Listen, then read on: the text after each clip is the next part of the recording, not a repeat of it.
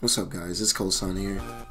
This video is about drawing in the Sonic Riders art style, which a lot of people have been wanting me to make a tutorial about recently because I've recently joined the Sonic Riders Tournament Edition development team as one of the lead artists. What my job is to make a separate CSS that has a style that's more akin to the original Vanilla Games art style, while Zephyros works on the style that Tournament Edition is going for. Now there's one thing I have to preface about the Sonic Riders art style, and that it has a pretty interesting way of going about making itself. Part of it is because it is mostly done traditionally. The only things that are done digitally are the colors, but 9 times out of 10 you're probably watching this and you have access to mainly digital art, and you're going to want to do this with digital art. So we're just going to do this with digital art. If you have Clip Studio Paint, then I highly suggest you download the brush that I made specifically for the Rider style in the description below. What it does is essentially act like a pencil, but I made it to where it acts specifically like the way that the pencil is portrayed in the Sonic Riders style, because, you know, obviously they used a pencil to draw this, and more importantly, there are many times where the pencil will vary in line weight, but 9 times out of 10 it's usually just going to be the same consistent, very small line weight. If you don't have access to Clip Studio Paint, then you can find any other alternative to go about doing this. Just know that it probably will not look as, believable. But at the same time, if you find any sort of brush for whatever digital art program you're using that looks similar to a pencil, and if that program lets you edit the properties of it, then it should be fine too. With that out of the way, let's get started. So first things first, one thing you might notice about the Sonic Riders art style is that the proportions are a little different compared to what we're used to seeing, especially in Yuji Uekawa's artwork or Naoto Oshima, for example. This is because Riders art style tries to go for something that looks more cool and edgy, for lack of better words. Everyone's proportions are a lot longer and more akin to humans. This was probably also done because, it might look a little weird to have the characters with their stubby proportions posted up on these boards like this, which would also make sense as to why the modern Sonic characters started getting taller and taller, but I digress. I went ahead and studied the anatomical structures of some characters like Sonic, Tails, and Amy, just so I can see how they go about building it.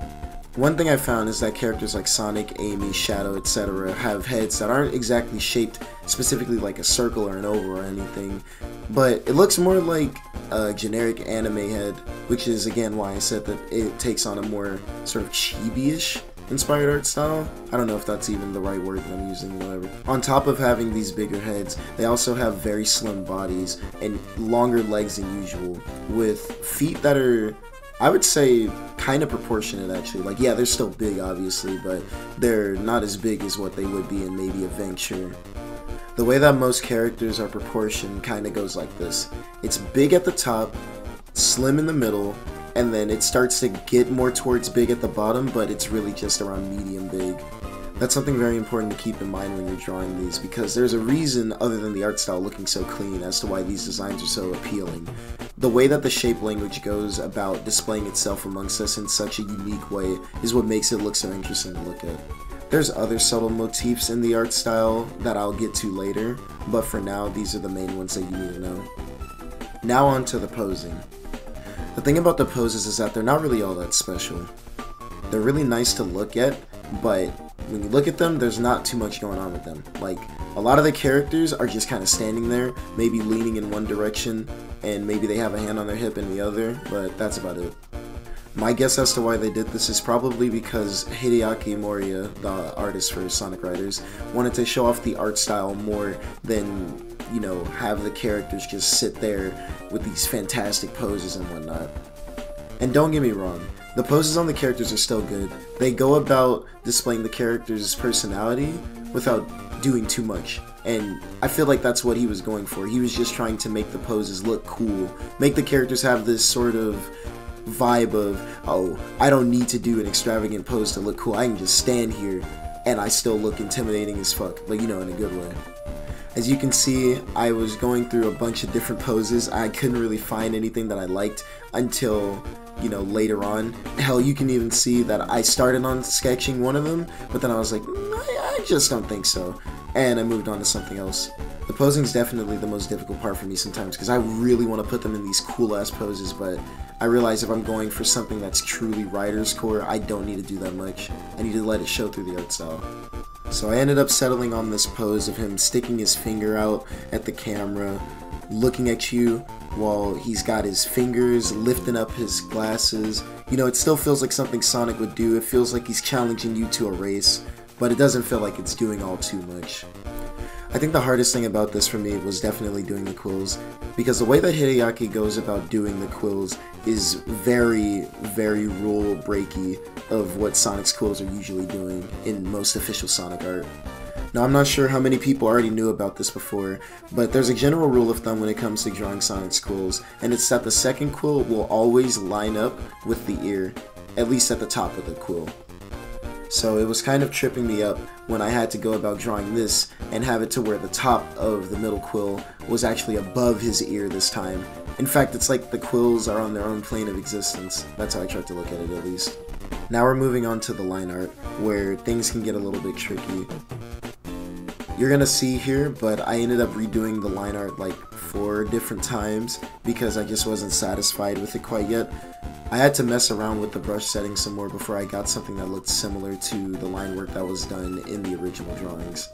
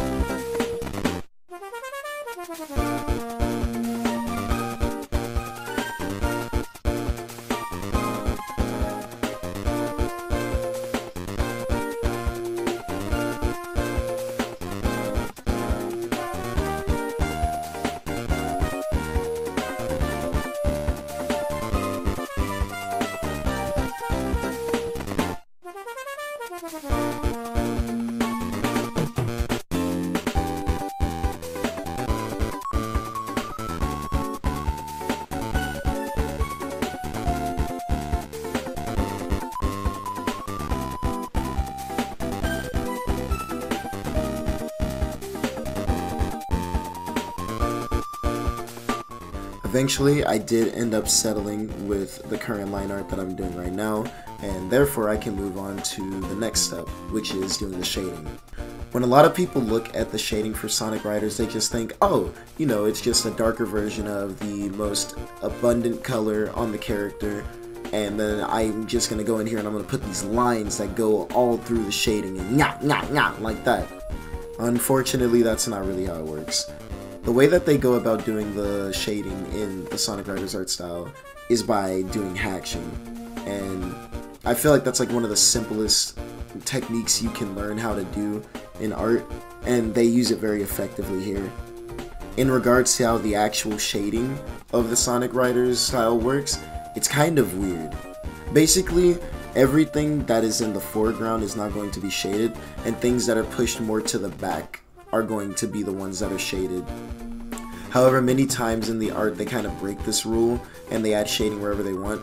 Like for instance on Sonic's quills in the official art, there's shading on his quills despite them not really being in the back, and it doesn't take up the entire quill. And then on Amy, there's a little drop shadow on her right arm, even though there's never really, like, they don't really use drop shadows that often. It's very picky-choosy whenever they decide to use drop shadows for this art style. So, yeah, I don't know. Sometimes you're just gonna have to be like, will this look good if I shade this right here? Or, you know, will it look accurate to the style if I shade it right here? I think that was probably Hideaki's thought process too. One thing to note when doing the shading is, for one thing, when you're hatching, all of the hatching is going to be going in the same direction. They're all going to be drawn from the top right to the bottom left, or vice versa. They're all slanting the same exact way. Another thing is that the shading will have its own outline. This is done so that it doesn't look like the characters are kind of like fading into a void of different colors and whatnot with the already flat colors that are on top of them. And one more thing is that depending on what's being shaded, it's going to lose details in it whenever it gets shaded. So for example, Sonic's brow that's giving shade to his eye, it made it to where it loses the undercut of his brow and where his eye and his brow meet because it's being shaded. Onto the process of coloring. The Sonic Riders art style uses a different color palette scheme compared to something like Sonic Adventure, which has more vibrant colors, in favor of the saturated colors.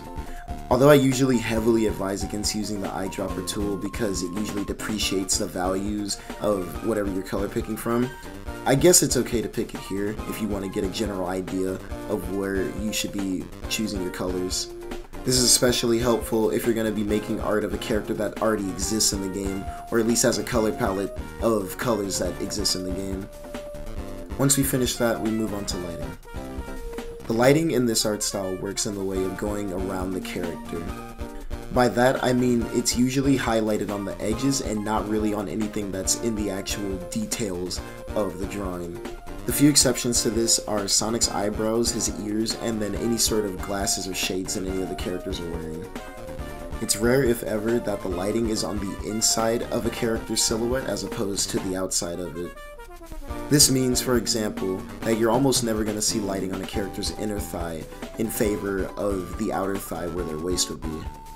The final step to finishing your Sonic Riders render is to add a thick outline. All of the renders have these thick outlines around them that look very gritty, but it ends up making the drawing look all the more appealing because it gives you multiple places to focus your attention to. If anything, the thick line art kind of makes you focus on the finer details of the drawing.